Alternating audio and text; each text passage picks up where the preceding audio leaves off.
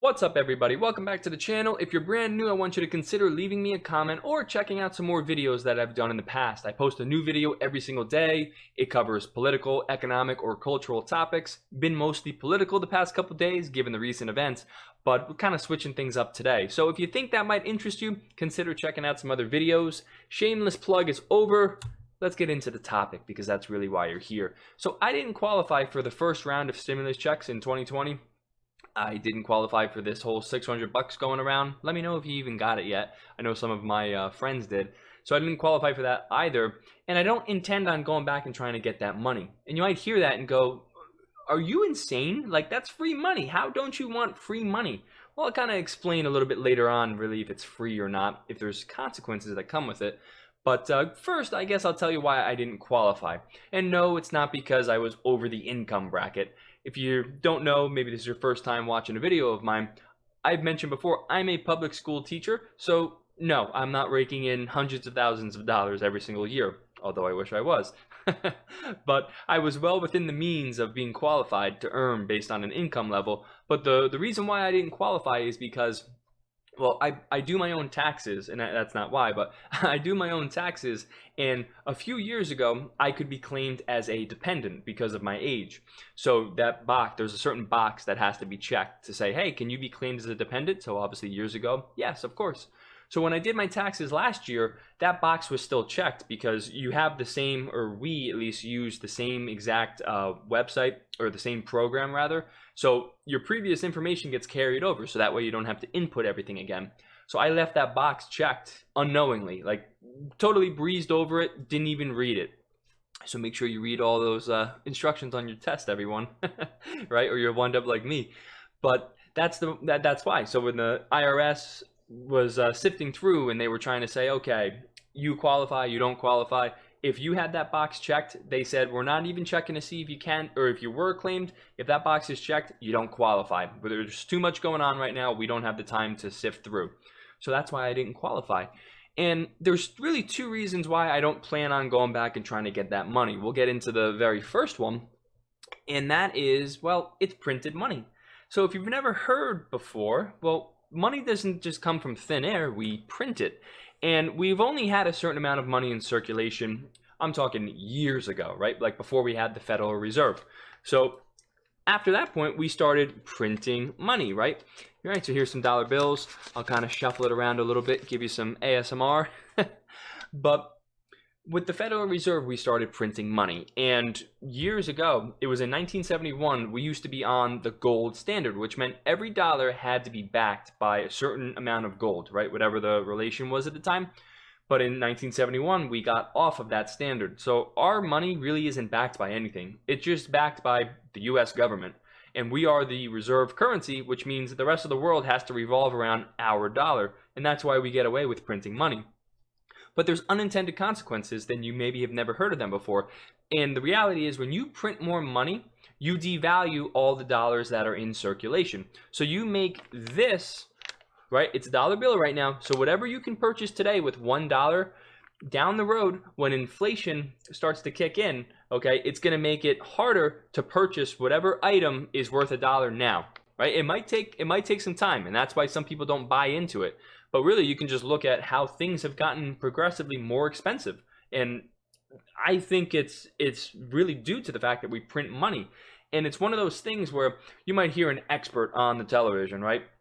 And I'm super skeptical of experts nowadays because think about how many experts you've seen over the past year talking to you about the virus, talking about shutdowns, talking about all this stuff, and they've been wrong on so many things. And I'm not saying that people can't make mistakes, but if somebody's going to go on and say, well, I'm an expert on something, all I'm trying to get at is take it with a grain of salt, because it might just be someone trying to cram an opinion down your throat or something like that. But with printing money, you make it harder for poorer people, because that's really who gets affected by it. The poorer people have less money. So when you then devalue the money that they might have coming into their wallet, well, it's going to make it harder for them to live. And some people don't want to acknowledge the fact that we can't just print money and make everyone a millionaire. It doesn't work that way. If it worked that way, we would have already done it. So this is kind of a cold, hard truth, and I think many people don't want to hear it, well, because everyone wants the easy way out, unfortunately. And politicians are emboldened to earn people's votes, and that's what they try and do. They try and say, if you vote for me, I'm gonna make you rich. I'm gonna make your life so much better. But you gotta vote for me. If you don't vote for me, you're gonna be poor forever. So that's kind of the first reason. I kind of got a little choppy in there, but it's because when we print more money, well, we devalue the dollar. And I'll kind of end with, I understand whether it's my 1,200 or the $600, right? So if you add that up, it would be 1,800. That's a drop, not in the bucket, it's a drop in the ocean. So if I'm not claiming that money, I'm not saving the US dollar, right? But it kind of comes down to like a principle idea now. And that's kind of getting into my second reason why I'm not interested in trying to reclaim that money. And it's because long ago, I'm talking like 3-4 years ago, I detached from wanting the government in my life. I was just like, you know what? You guys mess everything up. I'm going to do it on my own. And since I've adopted that mindset of not being reliant on the government, not being reliant on politicians that want to promise you the world, my life has gotten so much better. Like, insanely better. I mentioned before, I'm a public school teacher, but making the money that I make and doing the things that I do with that money, like putting it into investments and stuff, my life is golden. Like, seriously, it's awesome. So when I detached and really became very interested in personal responsibility, right? Personal accountability, which is hard for some people, my life has just skyrocketed in terms of my excitement, my energy, everything. Every asset of my life has gotten so much better.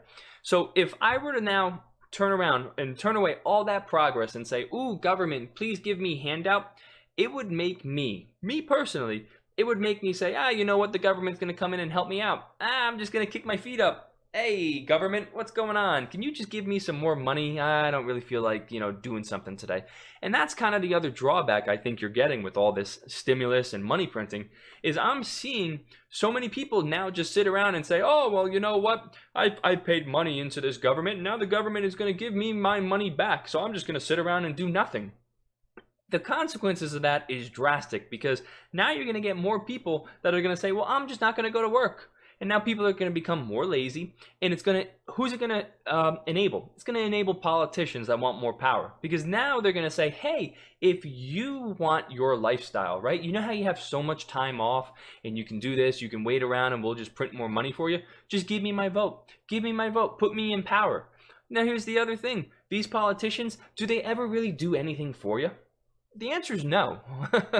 The answer is 100% no. So they get what they want, which is being in power, and you really never get it. You never get your money. You never get your life to improve. It's kind of, they just whisper those sweet nothings into your ear. So that's kind of getting into a whole different topic, but that's kind of the two reasons why I'm not interested in trying to claim this money. It comes down to, well, one, it's printed money, and I don't want any more printed money. I don't want to see that anymore. It's not something that I'm interested in at all. And the second is because I'm very much focused on independent responsibility, independent accountability from the government. Getting the government out of my life, smiles on my face. So I want you to let me know what you think if you've made it this far. You think I should try and claim that money? You think I'm absolutely insane for not doing so? Or are you someone that's kind of intrigued by my mindset in wanting the government out of my life? And maybe it's something you want to try and, take up on. Maybe it's a challenge, a 2021 challenge. Get the government out of your life. Focus on yourself. Because at the end of the day, in my belief, who puts food on the table for yourself? It's you. Who is going to make your life better? You. So let me know what you think. But as always, I appreciate you taking some time out of your day, checking out the video, and I hope to see you again sometime soon.